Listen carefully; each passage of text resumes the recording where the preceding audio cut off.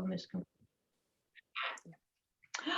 Good evening, everybody, and welcome to the latest Tracy Talks to Hot Books, where I am joined by my wonderful panel, Jo, Anne and Linda, and we're going to be talking about our exciting new books coming out that have been published in October, November and December 2021.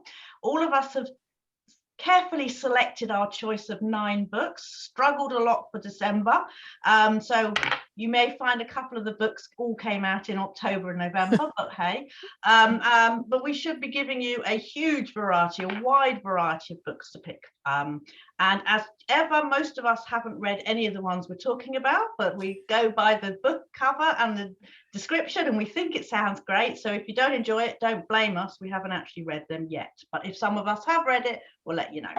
So we're going to start off, or I shall start off with my 3 books, my first 3 books. Now, as usual, I've just got the cover on the Kindle, so not the Kindle, the iPad. So my first book is The Leftovers by Cassandra Parkin.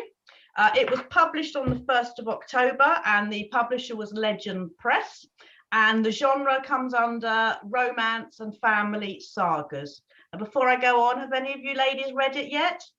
I have. So Anne, no, but I love her writing. It's all amazing. her books are brilliant. It's her best book yet. It's really, really, really good. Lovely. So Anne says it's her best book yet, so we'll go by that. But the reason I wanted to choose it was because I just love the sound of it. I'm going to just read out the blurb for you. The Leftovers is a story about sexual power and consent, the myth of the perfect victim, and a dark exploration of the things we do for and to the ones we love. Callie's life is spent caring for others, for Frey, her client, and for Noah, her brother. When a tragic car accident shatters her family, she's left alone with her mother, Vanessa. Vanessa's favourite child was Noah. Callie's favourite parent was her dad. Now they're stuck with each other, the leftovers of their family, and they'll have to confront the ways they've been hurt and the ways they've passed that hurt on to others. So that sounds amazing. Anne, is it fantastic then? Yeah, it's really dark in places.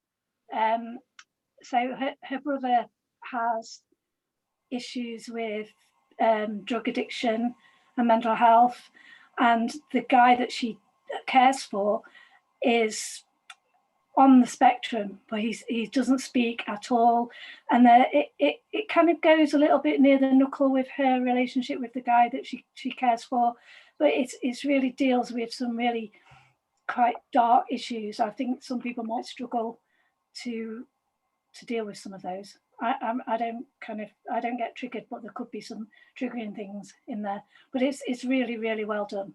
Yeah, great. Fabulous. So that's The Leftovers by Cassandra Parkin, and it's out now. The next book I have chosen is one of my favorite authors, and I have read this book. It's Julia Crouch, and it's The New Mother. So here is the lovely, no it's not, here is the lovely the lovely new cover, because it's also got a new title. It's been published by Bookouture. It was out on the 12th of October, and it comes under genre of the psychological thriller. If you haven't read any of Julia's books before, you are in for it's amazing. They're all amazing. This particular one I loved. Very dark. It's about a woman called Rachel Rodriguez, or she's known as RR. She is a social media influencer. She has, lived her life through Twitter or Instagram or wherever she does. She's got a following of thousands, and she is having a baby on her own. She's going to be a single mum, and so she has put her birth plan together. She's got everything ready. She's chosen the nursery, the furniture, everything, but she thinks she needs someone to help with her. So she advertises for Mother's Help, and she actually invites her fans to apply for this job as a Mother's Help. So one of her adoring #1 fans, called Abby, puts herself forward and gets the job, and she comes to help with the new arrival. The story is told by two people are telling the story at each time, and you know from almost instantly that both of them are pretty unreliable and both of them are pretty mixed up, and both of them have got really bad secrets and really bad there's something going on, and there's a lot of tension, there's a lot of dread, and it is great, and you haven't got a clue who really is who or why they're doing that. But the Abby starts to take over Rachel's life and gets herself really involved in the tiny minute details, and I loved it. I thought it was absolutely brilliant. So I would say definitely, if you want to read a book that's going to keep you guessing throughout and keep you on the edge of your seat, then The New Mother. Oh, for God's sake. Now that's a picture of me and my husband. Hold on. Oh, we've lost it now. Oh my God, now it's the dog. Anyway, The New Mother by Julia Crouch, which is now out by Booker, is the one. Anybody else read it? Yep. Do you agree? Yes, it's very good. I love her books. I'm going to give up with it. Okay. My final book for this section is Lemon by Kwon Young Yeo Sung. I can't pronounce it, I apologize. It was published by Apollo on the 14th of October. I'd love to show you the cover, but I'm going to end up showing you a picture of my dog. But here we go, Lemon. It's a mystery thriller suspense genre. And you're going to have to really forgive me with some of my pronunciations. I've been listening to Google trying to work out how to pronounce some of these, but I can't. But in the summer of 2002, 19-year-old Kim Hae-ung was murdered in what became known as the high school beauty murder. There were two suspects, Shin Jong-young, who had a rock-solid alibi, and Han Man-yu, to whom no evidence could be pinned, and the case went cold. 17 years pass without justice, and the grief and uncertainty take a cruel toll on her younger sister in particular. Unable to move on with her life, Dae-young, the younger sister, tries in her own twisted way to recover some of what she's lost, ultimately setting out to find the truth of what happened. Shifting between the perspectives of Dae-young and two of Ha-young's classmates, struck in different ways by her otherworldly beauty, Lemon, well, there's really long words here. Lemon takes the shape of a crime novel, but identifying the perpetrator is not the main objective here. It's a searing, timely exploration of privilege, jealousy, trauma, and how we live with the wrongs we have endured and inflicted in turn. Anyone read it yet? Oh God, Anne, take over. Is it worth it? Please tell me I picked a good one. I read it because it's been submitted for the CWA Dagger, International Dagger. Yeah, it was good. Not quite the.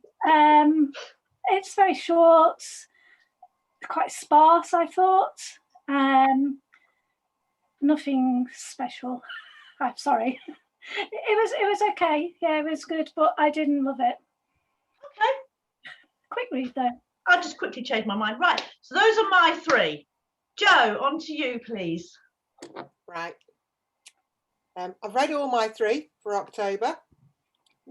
The first one I've got is Whispers of a Scandal by Julie Corbin.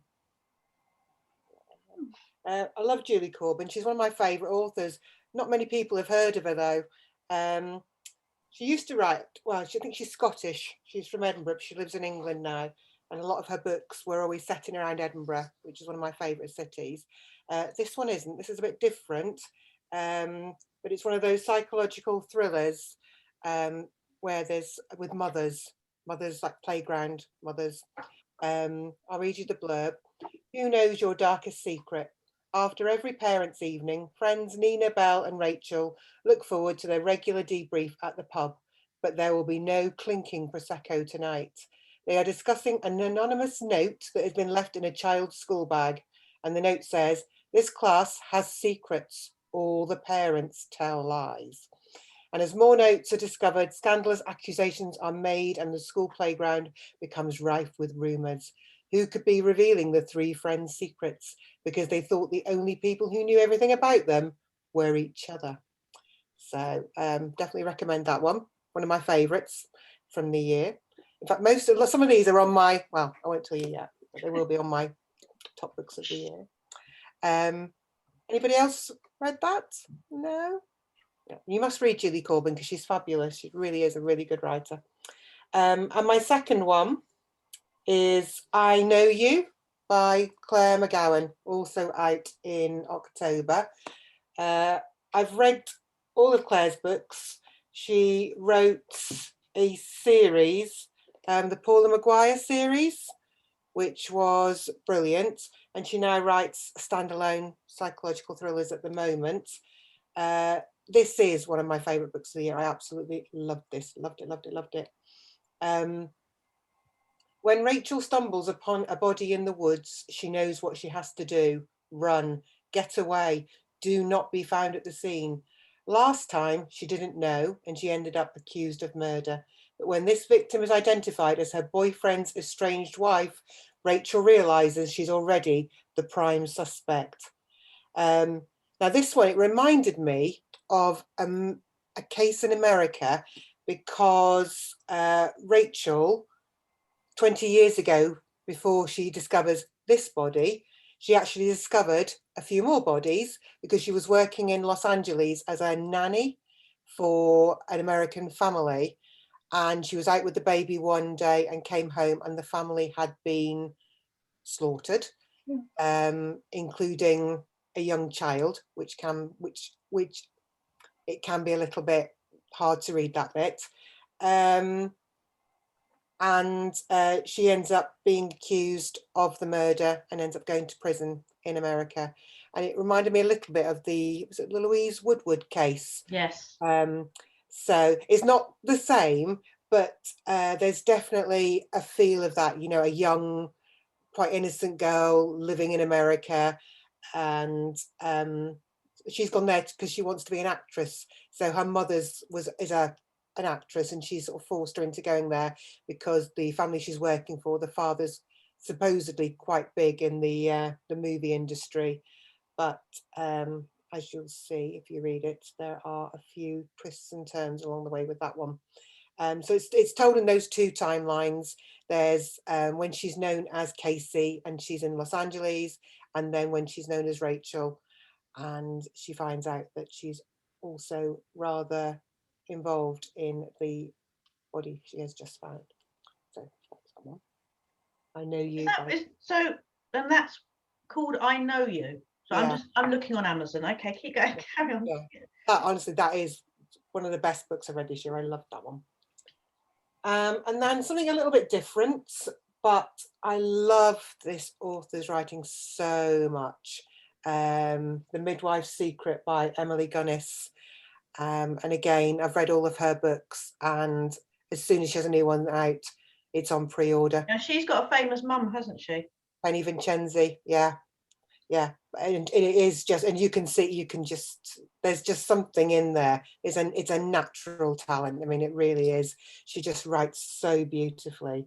But yeah, there's not many authors I'll pre-order a hardback for. Emily Gunnis is one of them. And again, it's a dual timeline novel.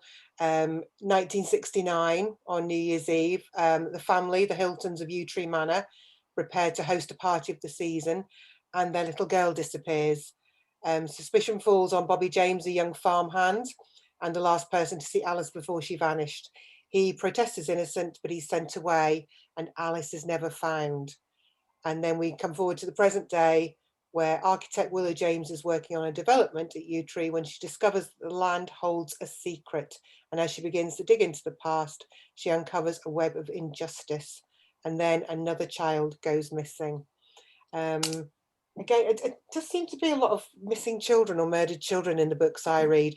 And it's always been like that. You know, when my kids were younger, I don't know what it was. It was just, I always had to read books about murdered and missing children. It's very bizarre. I don't know if it's just me living out my fears of what could happen to my children through the fiction that I read.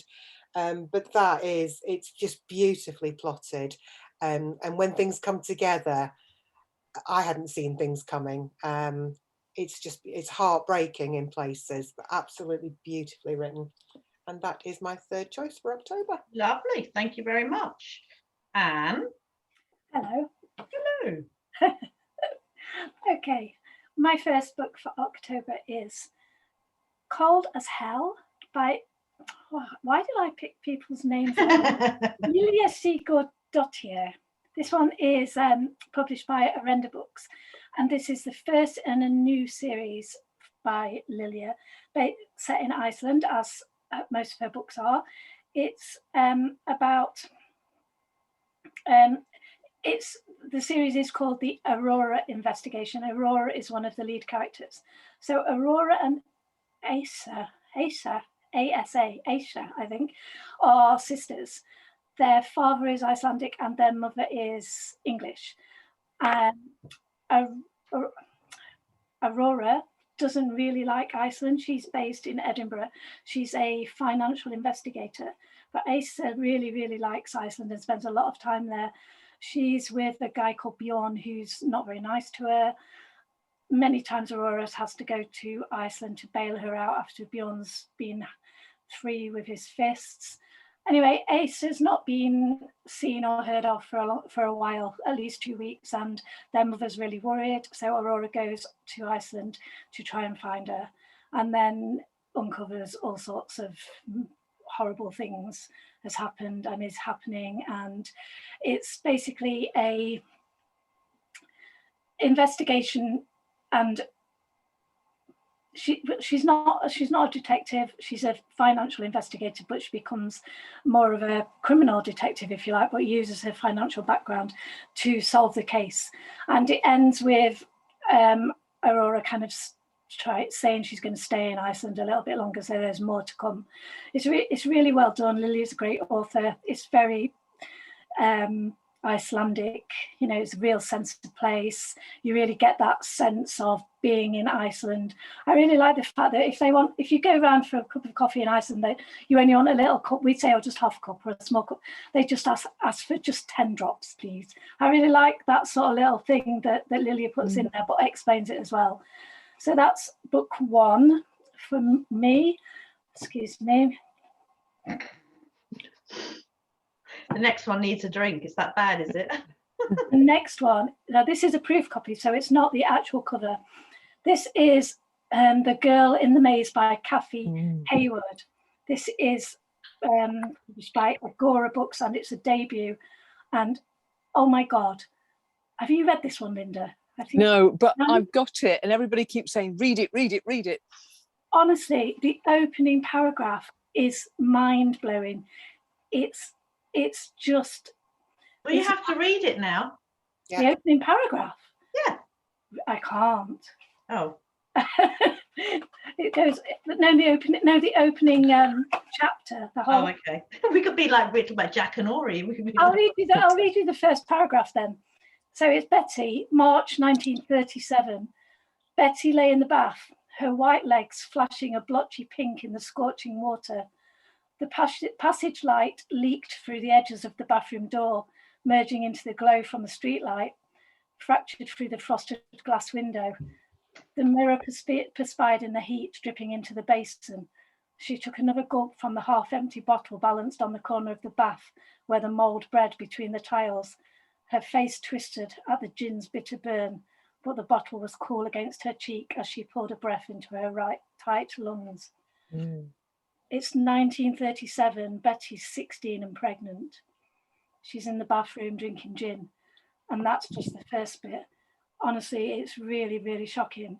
And it goes through the generations. So there's Betty, her daughter, and her daughter's daughter. And it's kind of, they all kind of go along the same path throughout the years, even though they don't really know what their mother and their grandmother did before. It is so good. It's a real exploration of women and social injustices and how people were treated and are still treated. To say it's a debut it's really, really, really stunning. It took my breath away. There were times actually where I had to put it down and just go and do something else because it was quite difficult to read. And I'm not a mother and I've never been pregnant, but just imagining myself in that position, it's really, really hard hitting. Well worth a read, and I look forward to seeing what she does next. My third book, I haven't got a copy, I'm sorry. My hairdresser has my proof. and I did a giveaway for the hardback, so I've sent that off. But it is The Woman in the Middle by Millie Johnson. So I've known Millie for years and years and years. I love her. I love her as a person, and I love her as an author. She's proper northern grit, humour, real down-to-earth woman. I love her. The Woman in the Middle is her best book yet, by far. I really, really think so. It will resonate with women of a certain age. It's about the sandwich generation. So it's women of our age, if you like, that are looking after elderly parents and also have children. So of course the children bit doesn't apply to me, but I've got a husband, that kind of counts, doesn't it? So Shay, the lead character, that's it. Yeah, the lead character Shay, her mother has Alzheimer's, and the next door neighbours get a skip delivered, and it's called, I think it's Sharif skips or Omar skip. This triggers something in the mother, and she starts telling things, but they don't make sense. But eventually, throughout the book, Shay pieces together what the mother's trying to say. And while she's dealing with her mother, she deals with her errant husband, her best friend who wins the lottery, and her children, her son who's about to be married. And there's a scene in the church that is one of the best scenes I've ever read. Whilst I was reading it, Millie kind of knows what's happening with me and my mum, and she's messaged me and said, you might not want to read it because of certain bits. And there were certain passages that really resonated with what I'm going through at the moment. But as I said earlier, I found it quite soothing. I can read about what I'm dealing with and how other people do it. It makes me feel as though I'm not quite so alone, I think. But I really, really loved it. I reviewed it for the Express, and the issue I have with the Express is that I'm only allowed to use 250 words. And within that, I have to talk about the story. So I can say very, very little about the book in my Express reviews. I could have talked about it for ages. It's a wonderful, wonderful book, and I loved every minute of it. Just remind everybody, because we didn't, what that one's called? The Woman in the Middle by Millie Johnson. Thank you. Is that your three then? That's my three. Lovely. Linda, on to you then, please.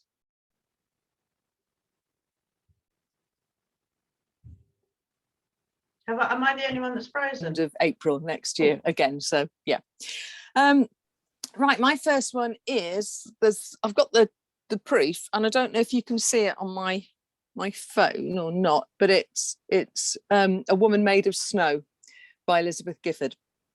And I just love Liz's books. I would read anything that she'd got coming out, quite honestly. It's well, if I read you the first part of the blurb, and that really sums it up: a gorgeous, haunting and captivating novel of a century-long family mystery in the wilds of Scotland and one woman's hunt for the truth. And it's sort of dual timeline, although the past is really told through letters and diaries and so on. That the character Caroline has in 1949, and she's just got married, she's just had a baby. They've moved to Scotland to sort of his family estate, and she feels isolated, not properly welcomed by his mother, and it's all very difficult for her. But she begins to uncover the kind of archives from the family, and this takes the reader right into the whaling industry. It takes you into the Arctic Circle, and it is just beautifully written. I mean, it's historical fiction, it's about relationships, but it's also quite feminist in lots of ways. And what has happened is that one of the ancestors of Alistair, Caroline's husband, is not in any of the photographs. She's not mentioned anywhere. She's been expunged from history completely, and they want to know who she is. And that forms the basis of this particular novel. But what I really loved about it was the attention to detail and the kind of care that she puts into even the most minor characters. So those people who are from the lower echelons of life are really given status and are cared about by the writer. I mean, Anne, you know this book, don't you? It's one of the only books that's made me cry this year. Yeah, it is just stunning. It's evocative, it's educational, it's entertaining, just beautifully written. So I really recommend that. A Woman Made of Snow, and it came out on the 7th of October from Corvus.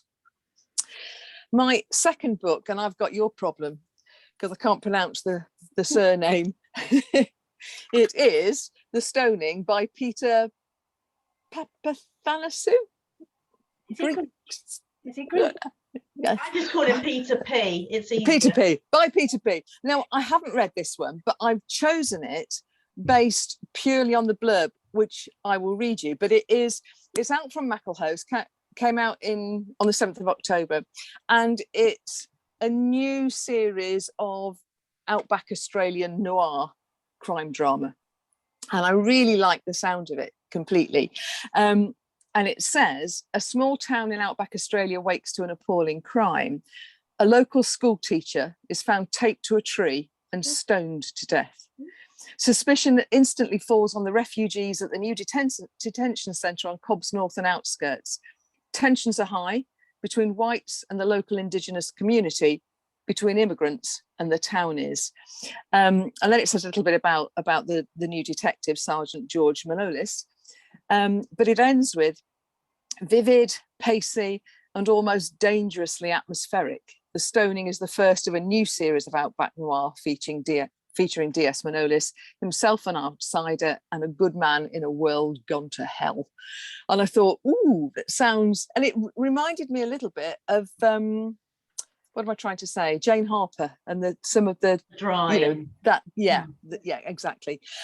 So I don't know if any of you have read this, but I really like the sound of this one.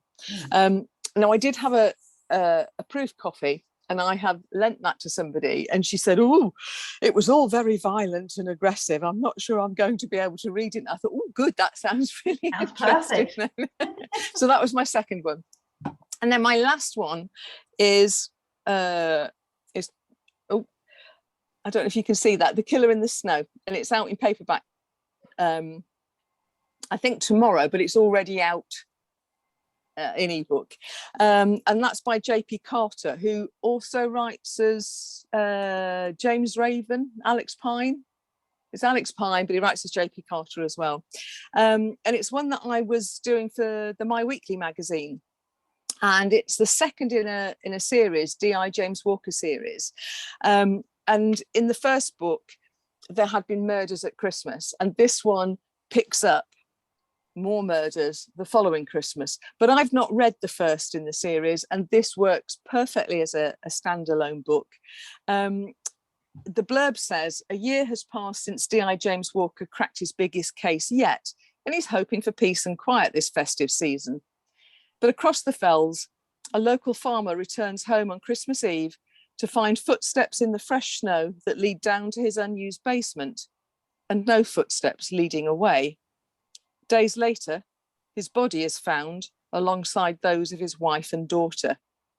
Without a neighbour for miles, there are no witnesses and little evidence, and the crime scene has strange echoes of another terrible murder committed at the farmhouse 20 years earlier. And it's fast-paced, it's exciting, it has dated entries which kind of increase the pace as it goes along. Quite a few expletives, but quite natural dialogue in it. And there's even a kind of supernaturally twist to it as well that kind of underpins the story. It's set in Cumbria, and the Cumbrian landscape is really important within the story too. And it's one of those books where you think, a Christmas book, and it's got the kind of tradition of ghostliness underpinning it a little bit, but it very much makes you think you don't want a white Christmas. It's a good one. I enjoyed it. Lovely, thank you. Right, on to my next three. Okay, I haven't read this one, surprisingly enough, but I have read one of her books. So I've chosen, which is a complete different genre from my usual, Femlandia, which obviously Anne has read because there's no book she hasn't read in my list. Oh, you haven't? Okay. So this was published on the 19th of October. Has anyone read this book yet? No. Okay. Has anyone read any of her books, Vox or Q? Vox, one of them. I read I Vox. think Yeah. I've read Vox. Yeah. So it's a dystopian science fiction, so it's slightly out of my comfort zone, but every now and then I do like to delve in. It was published on the 19th of October by HQ. It's about a lady called Miranda Reynolds. She's lost her home, her job, and her husband, all thanks to an economic collapse that has brought America to its knees. The shops are empty, the streets no longer safe. Miranda and her daughter Emma have nowhere left to turn. There is one final hope, a self-sufficient haven for women who want to live a life free from men. Femlandia. For Miranda, the secluded Femlandia is a last resort. Life outside the gates is fraught with danger, but there's something just as sinister going on within. Welcome to Femlandia. It's no place like home. It got me on Living Without Men. That was just a bit that I was like, that sounds. I needed a man tonight to open my wine, though. I think you need a man just to lift that glass the size of you, Anne, to be honest. So that was my first book that I've chosen for this, and then my next book. Now, I don't know if you I'll start again. I don't know if you tend to look through all the news and the reports and all the new. On my phone, I've got a Google thing that tells me about new book releases, and this came up on my feed. It's not on NetGalley. I can't see it anywhere, but I looked into it. It came recommended on one of these blogs, and it's called The Surrogate by Tony Haleen. Now, it was published on the 2nd of November by Harper. It's a psychological fiction thriller. It sounds absolutely right up my street. It's quite expensive at the moment. On Kindle, it's £12, which is a little bit out of my budget. So if they want to send me a copy, obviously I'd love to read it and review it. It's a probing novel about a newly married couple, the surrogate they hire to carry their baby, and the unexpected consequences of their decision. Now, I find the whole surrogacy thing fascinating. The generosity, the ability to be able to give that unbelievable gift of life to a couple that is just, I just find anything to do it's fascinating. But on the flip side, you do worry about when things could go wrong, and things go very wrong in this particular story. Ruth is a no-nonsense 40-something journalist from the Midwest, desperate for a child with her new husband. He's already been married, he's got children, he'll give her anything she wants. But she can't obviously fall pregnant, so they find a 19-year-old young girl called Callie who wants to go to college, doesn't have the cash, so they come to an arrangement. All through the pregnancy, they're looking forward to the birth of their baby daughter to make their family complete. But within a day of the birth, Callie, the surrogate, has a change of heart. And it engineers a harrowing escape from the hospital with the newborn. So I mean, already my heart is like, so I'm not going to read more. It's obviously a very thought-provoking story. It questions about the nature of family, love, and relationships. What would you do for your partner when the going gets tough? How much is a pregnancy worth? And who, if anyone, deserves to be a mother? So it sounds amazing. So Harper, if there's anyone out there, hi, just give us a call me. So yeah, I'd love a copy. So that's my second of the and then the next one is, she says, now I've read, so the next one is, now I love her first book, Melanie Golding. Now, if anyone knew, she wrote come on, someone help me, Darlings, The Little Darlings, which was absolutely fabulous, really spooky folklore, sort of very, very grim, very fairy tales with a little edge. Her first book was, I loved it. So this is her, there you go, Little Darlings, which is wonderful. So this is her new book. It comes out, it comes out tomorrow on the 11th by HQ. And again, it's been put under the genre of fairy tales and mythology. A small child is found wandering alone. The local shopkeepers call the authorities immediately, and 20 minutes later, sorry, I've got a phone call, hold on. 20 minutes later, the girl's mother turns up panicked and distraught, and it doesn't take long to clear things up, and the mother and daughter are soon reunited and sent on their way. Miles away, the body of a man is discovered floating in the bathtub, but the most surprising discovery of all is that he isn't dead. Despite his injuries, he's very much alive. The two seemingly unrelated events, but as DS Harper begins to investigate, disturbing truths start to come to light that connect the man to the mother and the child, and suddenly it's not clear where the danger truly lies. DS Harper must find out, and quickly, because someone or something is closing in, and she needs to uncover the truth before it's too late. So weaving together the trademark a folklore inspiration that readers loved in Little Darlings. Apparently it's a brilliant mystery and an unnerving new novel. So I'm looking forward to that one. And then my next book for this section, I think, or is it? No, have I done 3? You've done 3. There you go. I've done 3. Jo, tell us about your next 3. Okay. Don't know what it is about the names that we can't pronounce. I'm pretty sure I can get this one. Emily Ratajkowski is how she pronounced it. I'd say Ratajkowski, but she says Ratajkowski. My Body. I tried to do non-fiction November. So 2 of my 3 for November are non-fiction, but I'll explain about the 3rd when I get to it, because it's not. My Body. Now, Emily Ratajkowski, in case nobody knows, she's an American model, and she first came to light because she was a dancer on a video for Blurred Lines. Blurred Yeah. Lines. That story, yeah. Yeah, that she pranced out topless, and that's how she sort of got her, I think, well, I won't say notoriety, because when you read this, it's a collection of essays that were published in a newspaper in America, and I was really keen to read it because when you see somebody like her on Instagram, you think you know them, and I'd always thought, you know, it's the Me Too thing, isn't it? You just think, you know, she's out there being empowered by being topless, and she thought she was being, you know, empowered and starting off her career. But one of the sort of most famous essays in this book is that when she discloses that during the filming of the video, Robin Thicke, do I have to say allegedly, just in case? I think you do. Allegedly. If anyone wants to sue, I will give you Joanne's telephone number details later.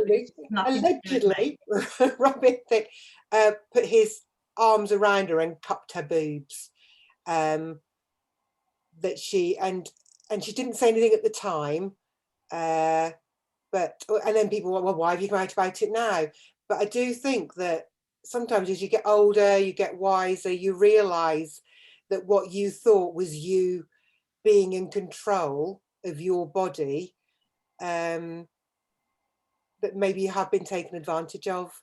But she was also, she was very young. She was only 22, I think, at the time. 22. She was thrust into the limelight. She's got big superstars around her, and she. Exactly. But although allegedly the producer or the director did see what was happening.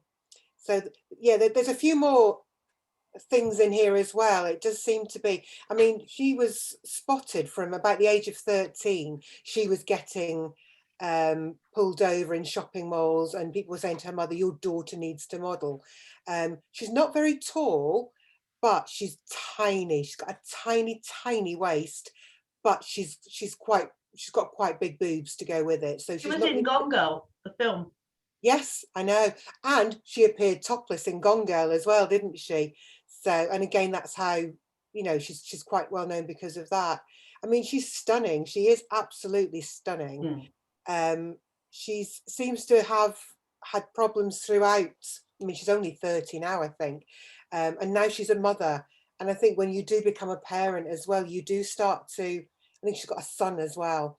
And I think a lot of this is that she doesn't want her son to see these things. She wants him to know exactly what happened and how she felt. And sexual assault does seem to, it features quite a lot in here. And she doesn't say anything at the time. And, you know, Robin Thicke, the alleged incident with him, isn't the only one with somebody quite well known. And she has been taken advantage of by a lot of, allegedly been taken advantage of by a lot of very famous men.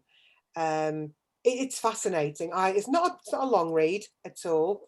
There's no pictures or anything in it. It is just a collection of these essays. And I really, really liked reading it. It's one of those books that you'll want to talk to somebody about it, because everybody has their own opinions. And I think probably no two people will agree about things, but no, I really enjoyed that. Very, yeah, thought-provoking. The next one of my non-fiction November is it's a proof copy, so it's My Mother, Munchausen's and Me. Now, I'm not sure if it's still called Munchausen's, actually. It probably wouldn't make the same, you know, headline for the book if it wasn't. But it's basically about a woman, Helen Naylor, and 10 years ago she discovered that her mother had been faking illnesses for about 30 years.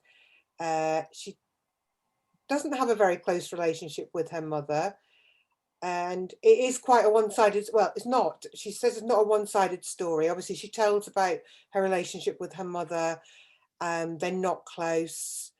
Her mother's always had something wrong with her, has always sort of been in bed, been very tired. She includes at the end of each chapter, from what she talks about how it's gone with her mother, an extract of her mother's diary. And obviously both women see things totally different. Her mother says she has Parkinson's disease. Now, that was something that sort of spoke to me quite a lot, because obviously my dad's got Parkinson's now. And I found it quite upsetting that this woman was allegedly faking all her Parkinson's symptoms, was going online, and she'd have these symptoms one day and then they'd disappear the next. And some of the health professionals believed her and some didn't. But it's quite a heartbreaking read, actually, more from the point of view that I mean, I love dysfunctional families, but when you read about a real dysfunctional family, somehow it doesn't feel it feels far more intrusive. But this is a book by a new publisher to me as well. It's Thread Books, which I think, please correct me if I'm wrong, is it the non-fiction part of Bookature? Yeah. Right? Yeah. I think I've ordered that on, when's that due? I'm sure I've pre-ordered that. It's not out till the 25th of November. Yeah, I pre-ordered a paperback copy of that, so I think you'll love it, Anne. Yeah, I really think you will. That sort of stuff fascinates me. Yeah. Yeah, I love things like this, and Munchausen's and Munchausen's by proxy. Obviously, you've probably heard more about the proxy side, haven't we? With books like, oh, Tracy, you're going to tell me. Rose Gold. Yes, yeah. So, but it's very brave, because she really does open up. But yeah, and again, quite thought-provoking. Two people will read this book and both will come away with totally different impressions of the daughter and the mother. So yeah, love that one. And then my third non-fiction isn't a non-fiction at all, because I read this, Good Cop, Bad Cop by Simon Koenig. And oh, it's brilliant. And I did, it's probably, it's the best crime novel I've read this year. I absolutely loved it. I mean, I love Simon Koenig's books anyway. I've been a fan for many, many more years than I care to remember, since his first book, pretty much. I was a fan before nobody else was a fan.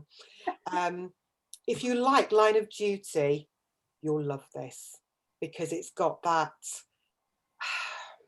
that invisible line that people seem to cross, and you don't know whether our hero is a good cop or a bad cop. I'll read you a little bit of the blurb. 14 years ago, undercover police officer Chris Sketty infiltrated a terrorist group and was injured trying to prevent one of the worst attacks the country has ever seen. But not everyone believed his story. Now, over one long night, Sketty will share a dark tale of betrayal, deception and murder, with a revelation so shocking that nothing will be the same again.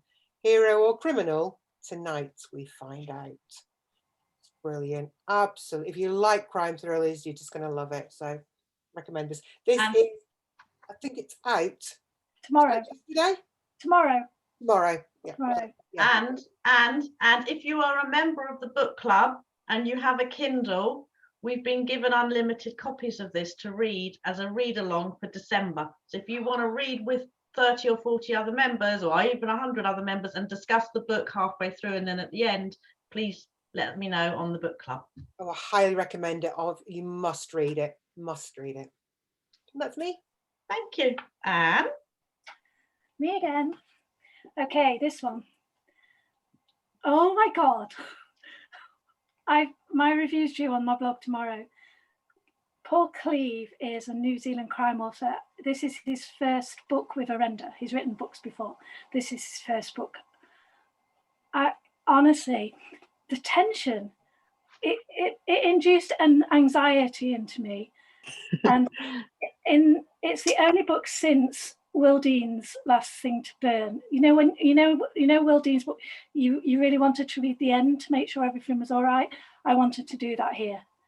So it's about Cameron and Lisa Murdoch. They are crime authors. They're a married couple. They write crime books together.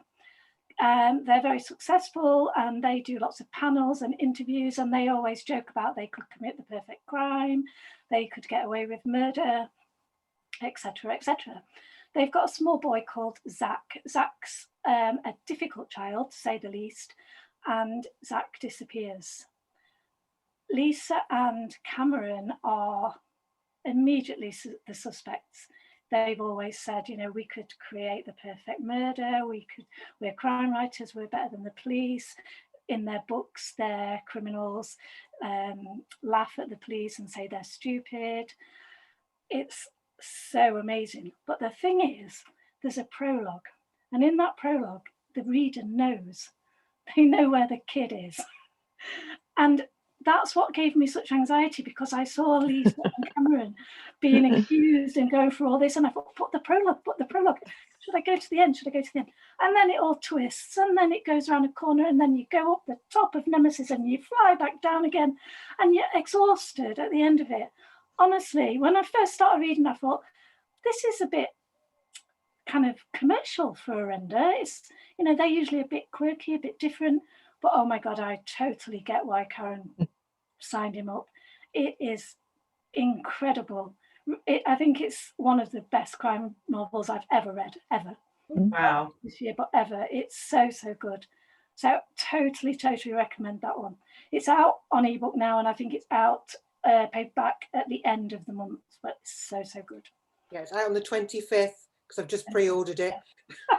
Okay, I had it on my Kindle. Obviously, I went away. I didn't have time to read it, but I lent my sister read it. I was on holiday with my sister, and she read it in a couple of days. And she's not a reader, and she thought it was fantastic. So it's just so good, so clever, really is. So that had me stressed to hell. So then we came back down a little bit more gentle, with Abby and Mukherjee's The Shadows of Men, which is out tomorrow. Now, this is number 5 in the series, and I have to admit that although I've read the first and the second, I didn't read the third and the fourth yet, but I was determined to read this one. And I'm so pleased I did. I read it in one big gulp last Sunday, actually. I went out for lunch in between and then came back and got myself on the city. It's so good. It's set in 1920s India. There's 2 policemen, one's English, one's Indian. India's on the brink of a religious war, the Hindus and the Muslims, and the English colonialism is kind of beginning to come to an end. The atmosphere and the sense of place is amazing. And it's one of those books that sent me down a bit of a Google hole because I didn't know a lot about the history of India, and it made me want to go and read more. It's so good that his writing, and especially with Suren, who's the Indian policeman, for the first time he's got his own voice in the book. And the way that he speaks, the way that Abir writes, the way that he speaks. So he's university educated. He's educated by English people, and he speaks so well. It's just wonderful. And for most of it, Suren's on the run, accused of murder, and Sam's trying to get him off, and it's really good. I've started reading quite a lot of historical crime, and it was never my choice in the past, but recently I've really begun to like it, so I would highly recommend this. It's out tomorrow. And my third one, I haven't got to this one yet, next week. It's Jodie Picoult, Wish You Were Here. Now, I've been a fan of Jodie Picoult for years and years and years. I met her about 15, 18 years ago, before she was famous, and I'd ordered all her books that weren't published in the UK from America, and I used to read them. And I remember going to meet her and just being blown away that actually meeting her. In fact, me and my friend, we went and got our book signed, and then we joined the queue and went again just to look at her again. And then she just stopped, and she became really popular. And I must admit, the later books I've not enjoyed. In fact, the last one, the Egypt one, I gave up on, which really made me sad. It just felt like an Egyptian textbook, but I'm always going to give her a chance. So this one, I'll read you the blurb because I haven't read it yet. If your life was going perfectly to plan, would you risk everything to change it? Diana O'Toole's life is going perfectly to plan.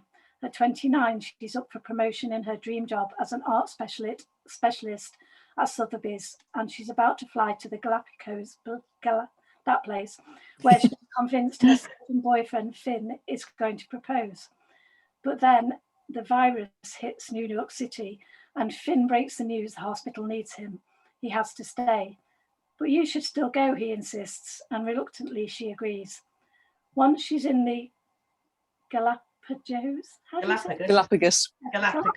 You've been there, Linda, haven't you? The world shuts down around her, leaving Diana stranded, albeit in paradise.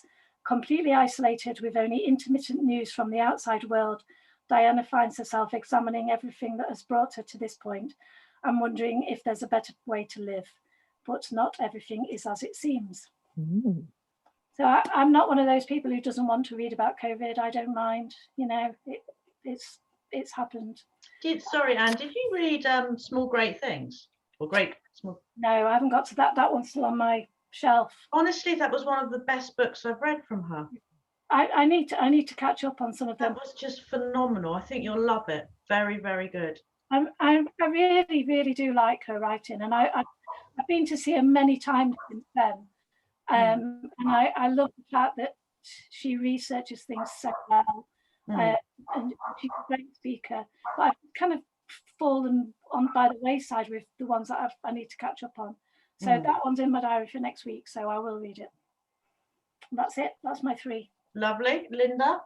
Right. My first... We're November, aren't we? We are November. I don't know where we are, November, December. Is Safely Gathered In by Sarah Schofield. And it's a slim little volume of short stories. So there isn't, in a sense, a plot that I can tell you about, but I'll read you a couple of the examples from the blurb. A woman grows increasingly annoyed by her husband's emails, offering advice and reminders, even months after his death. A grieving nurse is troubled by her daughter's fascination with the Iron Lady. A taxidermist dreams of preserving one of his clients after she takes him out for a coffee. And these are incredible short stories. As I say, it's quite a slim volume. It came out on the 4th of November from Comma Press. And in fact, I think on Twitter at the minute, they're doing a giveaway. If there's anybody who can't afford to buy a copy, they've sort of got 10 copies that they are willing to give away if you email, and they're sort of putting you into the hat. But they are literary. It really looks at the human condition and how we, given what we were talking about before we started to record this, but how we attach emotion to objects and how we try and live our lives through the things that we gather. Really thought-provoking, really interesting and quirky, and each individual story is an absolute work of art. I mean, it's just beautifully written. So I really recommend that. And to be honest, the reason that I chose it for tonight's session was that, like a lot of people recently, you know, life has been tough, and I just thought, oh, short stories, at least I could just, you know, they don't take too much effort to concentrate on. But actually you do have to concentrate, and they are intense, and they are really well worth the effort and the read. They're wonderful. So that's my first one. In total contrast, Just Haven't Met You Yet by Sophie Cousins, out tomorrow from Arrow. But I think Arrow is now, what am I trying to say? Cornerstone? Do I mean Cornerstone? I think so. I think they've sort of changed their name. Anyway, it's a rom-com. It's about a girl who works for an online sort of branding company, and they do human interest stories, and they're trying to get sponsorship and so on. And she does interviews with people about how they met and how they fell in love. It's set in Jersey, and again, one of the reasons that I chose it was that I used to work in Jersey all the time. I used to go out every 6 weeks. I think I've been out 70 times to Jersey to work, and it really does evoke a sense of place. Jersey is a place where, well, I think somebody once said to me, if they're not married to each other, then they're having an affair with each other. You know, everybody knows everybody else. They know all their business. It's intimate, but it's also quite invasive and intense in lots of ways.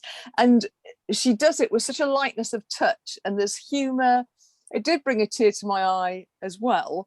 The protagonist Laura is quite accident prone. I mean, it is a rom-com. There is going to be a happy ending, and it's certainly, I've been feeling quite depressed of late, and it made me feel uplifted, cheered up and entertained. So I really recommend that, out tomorrow.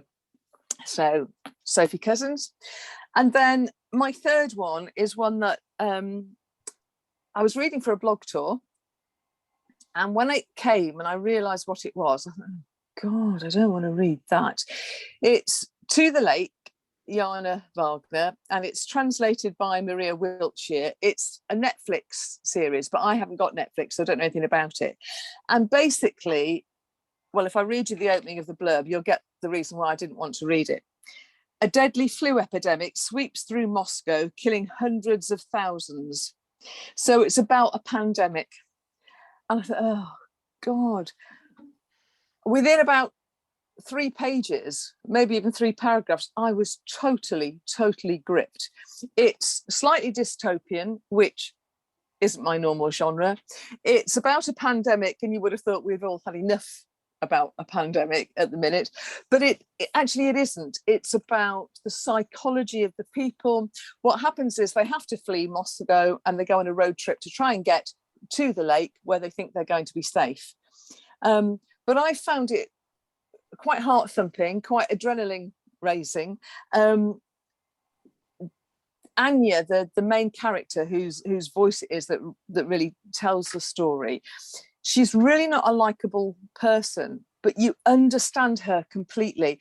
And what the author does is she makes us understand how extreme situations make us behave in extreme ways. And there are lots of dramatic moments, but there's also lots of quiet moments when they need food, or they need to sleep, or they need to try and hide from other people who are going to want to take what they've got. And it just shows you how society can break down, how human nature can really flip from being positive and helpful to being aggressive and violent and vice versa. And I just found it really entertaining. So I really recommend that. And those of you who know me know that, you know, dystopian type fiction is not my thing at all, but I thought it was excellent. So To the Lake, Jana Wagner. And that was, as I say, I think, yeah, out from Swift on the 4th of November. Lovely. Okay. Before I finish my 3, just curious about your thoughts, because Anne and Linda just mentioned it, about COVID books. Is it too soon for you? Would you want to read a book about? Do you mind? Do you think it shouldn't be in a book? Jo? Mind. I don't mind it. I've just read was one on Audible. Is it Catherine Howard's 56 Days? Catherine Ryan Howard, 56 Catherine Days. Ryan Howard, yeah. Yeah, and that's set, and COVID's quite a big thing around that as well, about a couple who meet just before COVID strikes and they end up living together during the lockdown. And it felt quite natural to me. I don't mind it at all. I've read a few books that were written during lockdown about and COVID, and yeah, it doesn't bother me. I quite like them. Anne? It doesn't bother me personally, but I think there's reasons why people don't. I mean, my friend Nina, who edits the books for Prima, doesn't want to read about it at all, but she lost her dad. Mm. So, and she also, I mean, she's a self-employed hairdresser. She lives on her own. She's got a mortgage in London. So she's really, really struggled with no job and no money coming in, and then her dad going. She doesn't want to read about it at all. And I totally understand that. Mm. For me, it's part of life, and if the books are set in the time that we've going through, then I think it would be wrong to ignore it. We can't have books set in 2020 that don't mention it at all. If people want to set their books about COVID, I think it's the choice of the reader. I don't think it's for anyone to say no, don't do it, or it's much like 9/11 or any big thing that's happened. You know, when is it too soon, or when is? I was approached by a self-published author during COVID, right? Probably summer 2020, who'd written a book very quickly and wanted a book, and I just said no. But we don't even know where we're going or what's happening or anything at that time. But I think done well or mentioned. I personally don't have a problem, but then I'm not a person that has anything that I don't particularly read. You know, there's a lot of people say they don't, like Jo reads a lot about kids being abducted. A lot of people don't want to read that. You know, it's just, yeah. I think it's a personal thing. Linda? Well, as I say, I wouldn't have thought I wanted to, but I really enjoyed that one. And a lot of the books I've read have made allusions to it. So I think, as Anne says, you know, it is part of our lives now, and we can't sort of expunge it from history because it's still happening. So, you know, it just is. If people want to write realistic fiction, they may need to include it, but I'm quite happy just to read something fairly light and not have it at all. So what about you? What do you think, Tracy? I personally wouldn't choose to read a book about COVID, but if the book was based in 2020, you would expect some sort of comment about it. But very similar to Anne, I received an email right in the middle of the first lockdown from a guy telling me, a reviewer, an author, I've got to read his book. It's his Corona Diaries. It's absolutely hysterical. I must read it. I really, please, you've got to read it. It's the funniest thing you've ever read. So I replied back, no, thank you very much. This doesn't interest me. To which he replied, you're wrong. It's hysterical. You will love it. To which I replied, I don't find anything to do with Corona funny, especially as I've literally just buried my mother-in-law who died from it a week ago. So I would suggest you rethink how you ask people to read your book, because not everybody finds it funny. So personally, if someone's going to write a crime story, set it in 2019. It's just a lot easier. But anyway, right, the final three, the final countdown. I still haven't found any books in December, so I apologise. Now, before we go on to my final three, can we just please admire this cover? Oh, Just give it a moment to admire the swing. I'm reading it right now. It's brilliant. Right. It's amazing. Absolutely But I brilliant. mean, that is a cover. Is that a cover? I mean, the swing, just Did you see beautiful. my tweet when mine arrived? No, I must have. Oh, I So tweeted saying, I'm not going to go political, or I'm not going to start, you know, causing aggravation or bringing up anything Yeah, rumors forgot or about mixing it. But I have chosen, I'll just show you that in case you missed it again. I've chosen The Lost by Simon Beckett. Now, this is out on the 25th of November. It's published by Trapeze. It's the standalone book by Simon. I haven't read his previous ones, but recently, for some reason, I decided to buy them all. I just thought, why not? I have organised the blog tour for this one, just in case. It's the Lost by Simon Beckett. I organised the most incredible blog tour. It's epic. We've got like 90 bloggers talking about it. I haven't read it yet. I'm relying on you three to tell me how wonderful it is. It is. Everybody It really tells is. me it's Brilliant. amazing. It's a thriller, and it's about a missing child. So 10 years ago, the disappearance of firearms police officer Jonah Colley's young son almost destroyed him. A gruesome discovery. A plea for help from an old friend leads Jonah to slaughter Key, and the discovery of 4 bodies brutally attacked and left for dead. He's the only survivor, and a search for truth. Under suspicion himself, he uncovers a network of secrets and lies about the people he thought he knew, forcing him to question what really happened all those years ago. So it's my next book to read because I'm on the blog tour. So follow my blog and it'll be up there next week. But the 3 of you have read it? No, don't. I've only started it today, so but it's really I'm good. on the blog tour. Yeah. I'm on the blog tour at me. the end of the month, so next week. Right. When it arrived, I tweeted random swings through my letterbox. I do remember that. I do, yes. So in case anyone wasn't sure what I was talking about, that's The Lost with a lovely swing on the front. Simon Beckett, out on the 25th of November. My next book is now very kindly let me do this book. When we were discussing what books we wanted to read, as soon as I heard what was coming up, I was like, oh, me, and Anne very graciously said, go on, you can do it. So this is my next book, Will Carver, Psychopaths Anonymous. Now, I am reading this book. I started it 3 or 4 days ago. I'm on step 4. If you haven't read any of Will Carver's books, it's really difficult to put his books into words because he's a literary genius that's bordering on madness.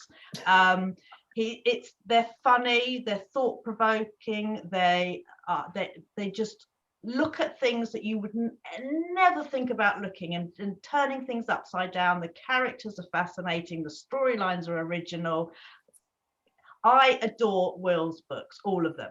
This is actually it's actually the 4th book in the Detective Pace story, and I got a bit worried when I saw this, and I thought, oh my god, I have read the other 3, but I've read several in between. Am I going to remember? So I very quickly just tweeted or messaged Will, and I said, can you just remind me? And he said, don't worry, because this book is set before anything happens. So if you have read his amazing other books, doesn't matter, because this book is set right before it happens. So this is all about I can never say this word. Maeve. Or Mauve. Maeve. So, okay, so this is Maeve, who features in the other books. I don't want to give too much away, but she's nuts. So I better just go back. It is published on the 25th of November as well by Orenda. And it's actually under Amazon as a literary satire fiction. That's the genre it comes under. So Maeve has everything. She has a high-powered job, a beautiful home, a string of uncomplicated one-night encounters. She's also an addict, a functioning alcoholic with a dependence on sex and an insatiable appetite for killing men. When she can't find a support group to share her obsession, she creates her own, and Psychopaths Anonymous is born. Friends of Maeve. Now, in a serious relationship, she wants to keep the group a secret, but not everyone in the group adheres to the rules. And when a reckless member raises suspicion with the police, her drinking spirals out of control. She needs to stop killing. She needs to close the group, but she can't seem to quit the things that are bad for her, including her new man. As I said, I'm only up to step 4. The book is written in chapters by the steps of the 12-step program. It's very, very funny. There are some moments where you just think, oh my God, I can't believe he's just written that. And you can't believe a man's writing on behalf. He's writing. A man is writing as a sex-crazed woman. It's very, very funny. So that's my next book, and that I recommend. And then the final book for me is Nanny Dearest by Flora Collins. No, that's the surrogate. Oh, bear with. Here we go. Nanny Dearest, Flora Collins, published on the 30th of November by Quercus. Okay, and the genre is psychological thrillers. An addictive psychological thriller debut of family, secrets, and obsession. Sue Keller is lost. When her father dies suddenly, she's orphaned in her mid-20s, her mother having died long ago. Then Sue meets Annie. It's been 20 years, but Annie could never forget that face. She was Sue's live-in nanny at the big house upstate, and she loved Sue like she was her own.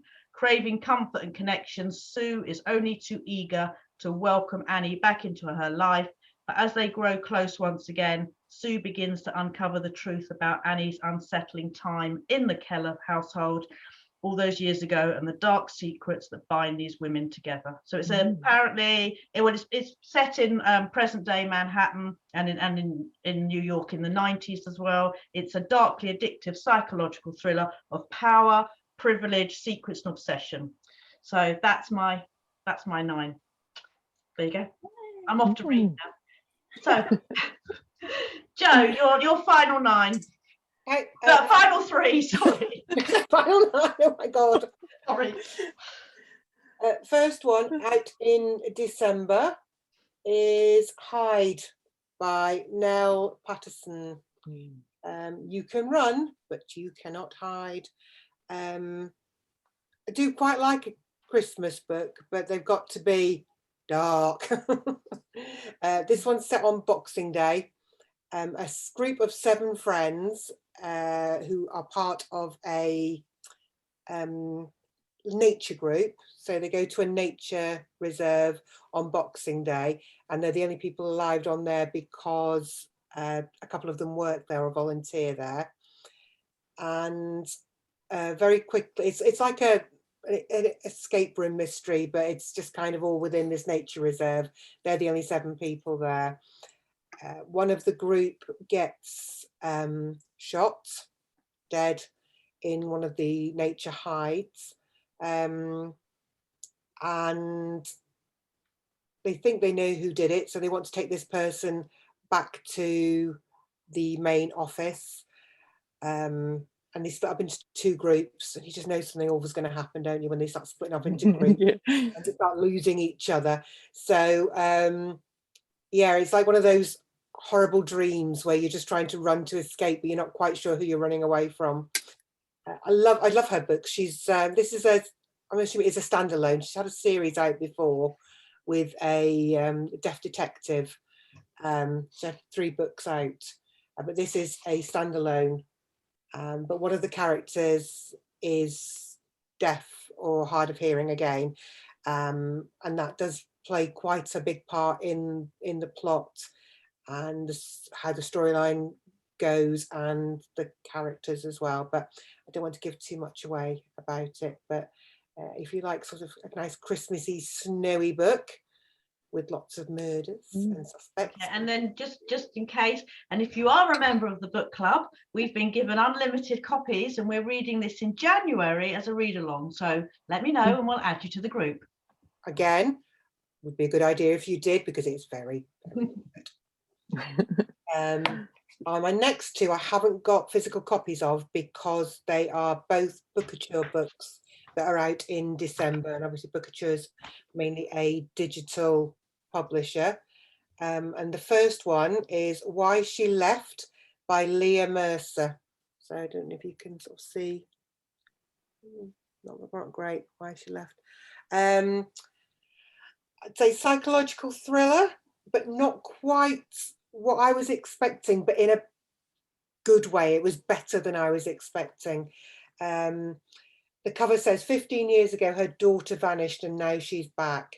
Ruth has spent every day of the last 15 years wondering why her daughter Isabel left. Walking around the school to which she has given her life, every child she sees reminds her of her family's bright future, which vanished in an instant. But when Ruth opens the door to find Isabel and a teenage grandson she never knew existed, she feels a rush of relief. Despite the years of hurt, she's never stopped loving Isabel and wants to help rebuild her life. Enrolling her grandson at the school, Ruth wants to make sure they stay for good. Now, I thought it was going to be more of a psychological thriller, but it's actually quite, it's a book about families and family secrets and our place in the family and how sometimes we put things that we think are important before our family, but they shouldn't be, because family is the most important thing. I thought it would be more about why she left, because obviously the book's called Why She Left, and it is, but it's the relationships between the mother and daughter and the mother and her new, the grandmother and her grandson. And it's just like about those family dynamics. And I just thought it was absolutely brilliant. It was so much better than I was expecting. I thought I was expecting a run-of-the-mill psychological thriller. It's not. It's emotional, quite heartbreaking in places. Absolutely brilliant. I loved it. I've never read a book by Leah Mercer before, but she's now definitely on my radar and one that I will be keeping an eye on because I'd love to read more from her. And let's have a look. See if I can find a cover for you. Here we go. And my last book is I'll Never Tell by Casey Kelleher, and I think that's how you pronounce it. Again, that's a Bookouture book out in December. Again, this is going to be one of my books of the year. It's absolutely brilliant. I've read all of Casey's books before. She usually writes gangland, crime thriller type fiction. This is her second psychological thriller, and I think it's her best book so far by a very long mile. Really, it is. It's brilliant. It's I'll give you a little bit of, I'll tell you a little bit about it. I don't want to tell you about it really, because it's just so, I don't want to spoil it for anyone, because I think you need to go into this one. It's one of those ones you need to go into blind. You don't really, shall I tell you? Just read it. Just tell everyone, just read it. It's fine. I'll just give you a little bit then. When I was young, my friend Sarah and I did a terrible thing, but it was only me who paid the price. Now, just when I thought no one from my old life would ever find me, the note slides under my door. I haven't forgotten. I haven't forgiven. Found you. So it was when we were young, Sarah and I spent all of our time in a place we called the Doll House. It was just an old abandoned cottage in the woods behind our house, but it was heaven to us until one of our games went wrong and someone ended up dead.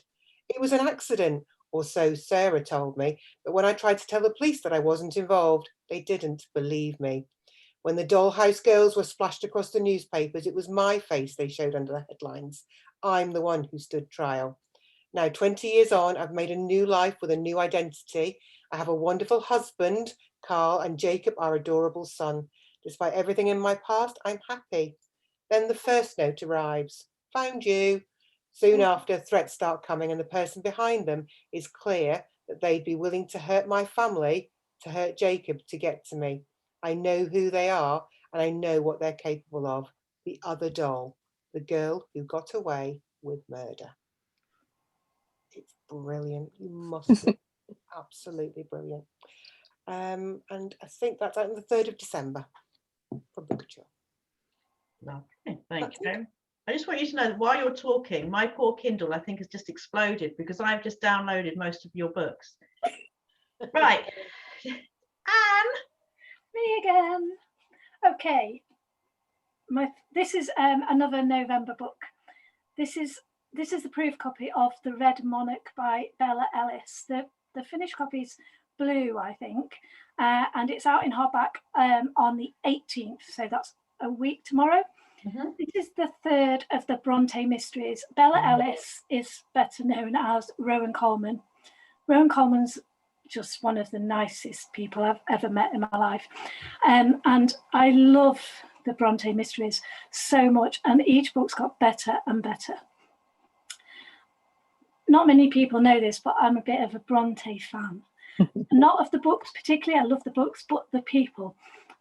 I've got my story is a bit similar to Rowan's in that my mum and dad took me to the Bronte parsonage when I was 9, and I just became obsessed by the whole thing. And they bought me this book. I've got it to show you. They bought me this book, and it's got a little thing in the front, and I don't know if you can see that. It says, "To Anne, with love from Mummy and Daddy, Christmas 1975." And my mum says I read it from cover to cover, and it's tiny, tiny writing. I was obsessed with them.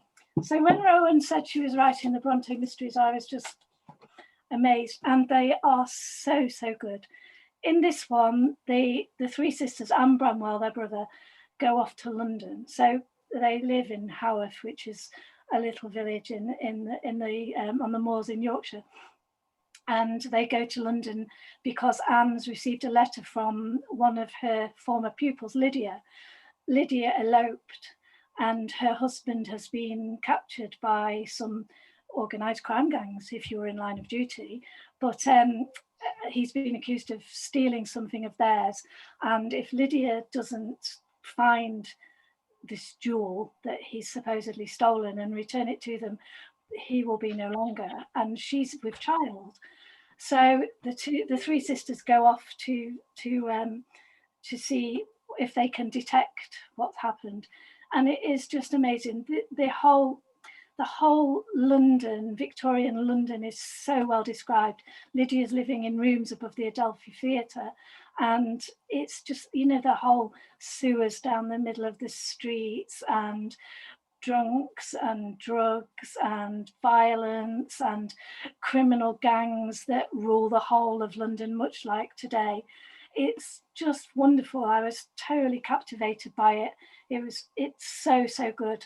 And I'd recommend it heartily. And again, I've started reading so much historical crime, but it's wonderful.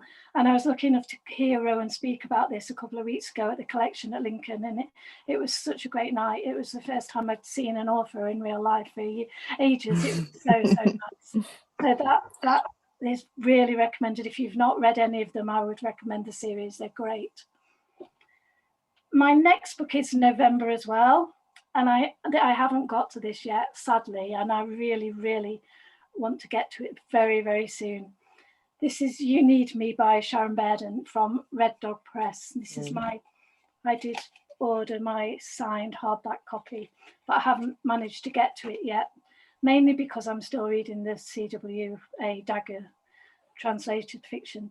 So Sharon's first book was one of my books of the year last year. She's got an incredible insight into dysfunctional families from what she does for a living.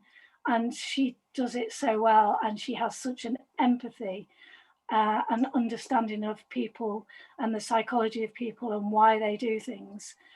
I thought her first book was just absolutely brilliant. So I'll read you the back of this. All she wants is a perfect family, no matter what it takes. Your secret didn't die with me. The mysterious note tucked inside the pages of a recently returned book leaves librarian Morag McLaughlin chilled to the bone.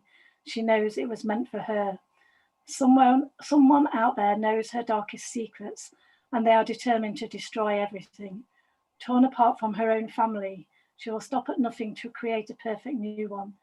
Why are they all so ungrateful? She's only looking after them, isn't she? So it sounds amazing. Has anyone read it? No, not yet. I'm saving it for, I'm hoping to take a week off at the end of this November or over Christmas, and I'm really, really looking forward to it. She's a superb writer. She really, really is. And my final book is the only Arenda publication for December. It's Fall by West Camel. So West's last book, Attend, which was last December, was another one of my top books of last year. He's such a clever author. He sets his books in Deptford, which is not a place I know anything about. And this one, there's a special edition paperback copy which has got beautiful illustrations in it. And the illustrations are done by another Arenda author, David Ross, who wrote There's Only One Danny Garvey. I haven't got to it yet. There's a blog tour in December. I'll be reading it for that, but I'll read the back of it. Twins Aaron and Clive have been estranged for 40 years. Aaron still lives in the empty, crumbling tower block on the riverside in Deptford, where they grew up. Clive is a successful property developer, determined to turn the tower into luxury flats. But Aaron is blocking the plan, and their petty squabble becomes something much greater when two ghosts from the past, twins Annette and Christine, appear in the tower. At once, the desolate estate becomes a stage on which the events of one scorching summer are relived, a summer that shatters their lives and changed everything forever. Unlike most of the Arenda books, West doesn't write crime fiction. His stories are a kind of a blend of urban contemporary fiction with kind of folklore woven into it, and the river plays such a part in them. He's really a wonderful, evocative writer, and I'm really looking forward to this one. That's my 9 books. I did my dissertation on Charlotte Bronte for my degree, Anne, so we'll have to have a chat about that sometime. Right, my 3. My first one is Uplit.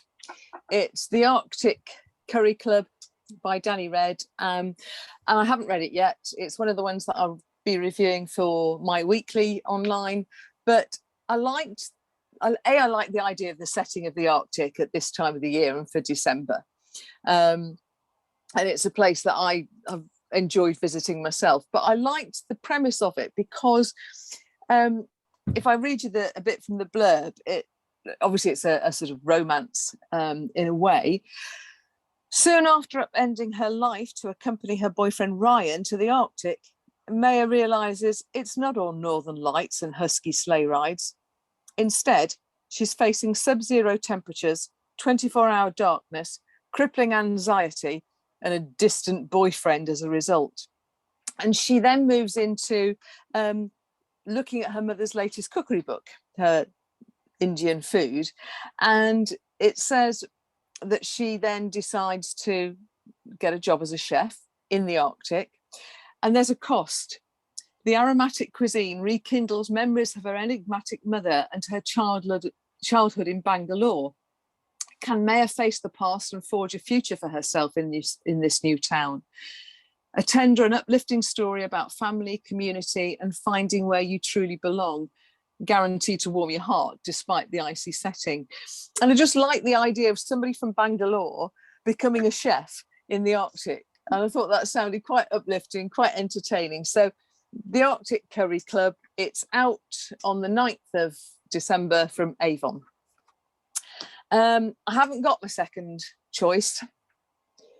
And as Tracy knows, it has 2 different covers. The reason being that it has been previously released. This is The Escape of Jack the Ripper by Jonathan Hainsworth and Christine Ward Agius. But it's coming out again from Amberley on the 15th of December, and it's non-fiction. And it just struck me as really interesting because basically it says we all know who Jack the Ripper is. We don't need to know more about who Jack the Ripper is. What we need to know is why did he commit the crimes? Well, I didn't know we knew who Jack the Ripper was. So that was quite an entertaining part of it already. And the blurb says, for nearly 100 years, the question has repeatedly been asked, who was Jack the Ripper? The real question that should be answered, however, is why? Why were 5 poor, defenceless women savagely murdered in the slums of Whitechapel in the autumn of 1888? Credible Victorian sources, including an old Etonian police chief, a famous writer on true crime, a Conservative MP, and most incriminatingly, members of the killer's own family, knew that Jack the Ripper was Montague John Druitt. I didn't know that. Never heard of him. He escaped earthly justice by drowning himself in the Thames. And this then looks into his life, why he became a murderer, and were covered up by the institution of the time. So I thought that might be quite an interesting non-fiction, slightly different from some of the other stuff that we've had, I suppose. And it also says that it has photographs of the last known image of Jack the Ripper, of Druitt himself. So I thought lots of book club members might quite like a non-fiction about Jack the Ripper. And then my final choice is a cheat, because this is a poet for every day of the year. And it actually came out from Pan Macmillan in September. But I noticed that it's on offer at the moment on a certain online shop for £10.99 instead of the £20 for the hardback book. And it does what it says on the tin. It is literally a dated piece each day. There are 366 poets represented here.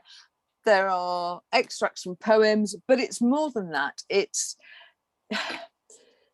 got a little bit that goes with each of the entries. So every day you find a different poet, and you get a bit of biography, a bit of history, a bit of social history, key historical data, humorous anecdotes. And it's got a whole range of poets from, Shakespeare and Emily Bronte and so on, and people like Roger McGough and Wendy Cope, but people that I hadn't heard of, and quite a few representations from the LGBTQI fraternity as well. So it gives a voice to poets that we wouldn't normally know, or perhaps wouldn't normally come across. But it's not, for people who think, oh God, I don't know anything about poetry, I can't read poetry, I don't understand it. Actually, you don't need to, because the poems themselves, I just sort of pick up a page at, you're not given reams and reams of stuff. That's 2 days worth of poets and the information and the poetry. And it is just fabulous.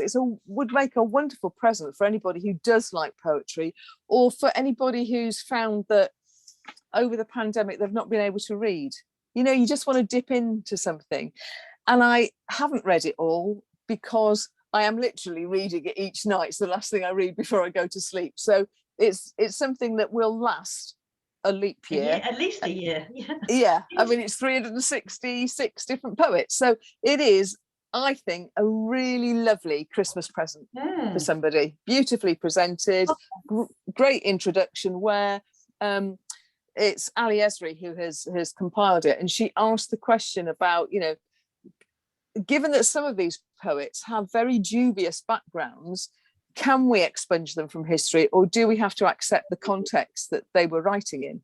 So it's quite thought-provoking too. I think it's a brilliant present for somebody. Me. So that's it, ladies. We've managed to do all our books.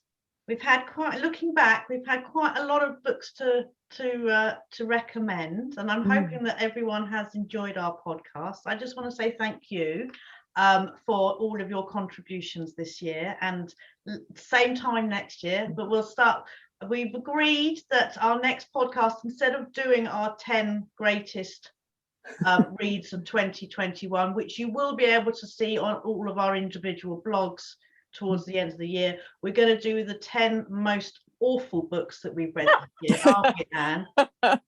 We are going to name and shame those 1 stars. No, I think we should. I can't, because if I don't like it, I don't read it and I don't review it. So I think we should do our most hated books of all time, and then after that, I think we'll all get together mid-January, and we're going to talk about the books that are coming out for 2022 that we're most excited about, and then we'll get back to the hot books. So I just want to say personally, thank you so much, guys, for helping me and spreading the word of books and spreading the love of bloggers, and to wish you all, I can't believe I'm saying this now, but a very happy Christmas and a happy New Year, because I won't see you online until afterwards, and hope that everybody keeps well. And just to say thank you so much for your time and your love of books and your friendship. Thank you. Thank you. Thank you. Thanks for having us. So I'm going to switch us off, and then we can chat and bitch about everybody afterwards. Hold on.